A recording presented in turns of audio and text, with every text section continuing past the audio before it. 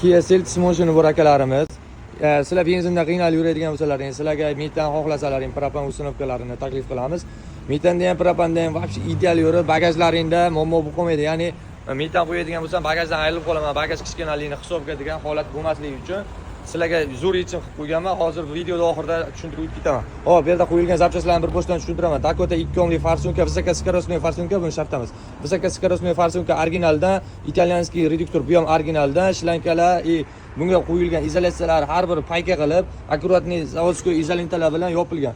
Shlankalari hammasi dachi-pachi, shlanka, simlarni ulanishlarigacha hammasiga e'tibor berilgan, kollektorga kirib borish, gazni kirib borish shlankalarigacha e'tibor berilgan. EMS 32 ga tur Yevropa gaz blok upravleniya miyasi bilan jihozlangan. Buni ustunli tomoni korreksiya smeslari bilan birga bir ishlab berilsa bo'ladi. Ya'ni benzinni smeslariga qaratib, o'zini regulirovka, kalibrovkalargacha chiqarsalaring bo'ladi. Ertangi kunda ortiqcha muammo, ya'ni mashinada bo'g'ilish holatlari kuzatilmasligi uchun metanda ham mashina idealni yuradi. Endi sizlarga eng asosiy kerakli joylardan bittasini tushuntirib o'taman. Bagajimizni orqa qismi o'zi bilasizlar, Tracker 2 da orqasi kichikroq. Agar 90 talik balon qo'yiladigan bo'lsalaring, bagajdan ayirib qo'yishlaring mumkin. Bunga sizlarga yechim qilib 30 talikdan 3 ta kapsulali balondan qo'yilgan. Mana polaborot kranlargacha qo'yilgan. Polaborot kran qo'yilganining sababi gaz o'tmay qolishi, kran ishdan chiqib qolish holati. Bu kranda kamdan kam kuzatiladi. Plankalari, rezinkalari hammasi idealni turgan.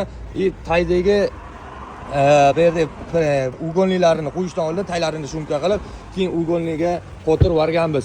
Bu sizlarga ham bagajlaring qo'lyapti, ham moshina ideal holatda, metanda ham, propan bo'lsa, propanda ham ideal holatda yurg'izib beramiz akalar.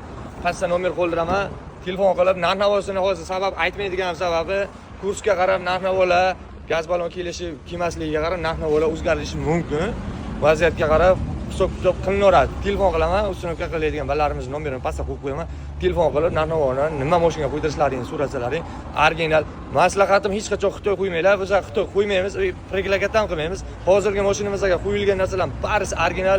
Bu yerga ketgan xarajat, getita $1000 yaqin xarajat ketib qoldi. Sababi 30 talik balon qimmatga tushib ketadi.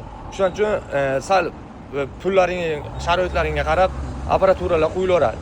Yaxshi apparatura xohlaydigan bo'lsalaring, mana hozirgi holatdagi apparaturalar вообще ideal bo'ldi. Xo'p, gazni mana o'z gazga regulirovkalargacha qilib bo'lganman. Zavod qilamiz. Markat qilib turibdi, benzinda hozir gazga o'tadi.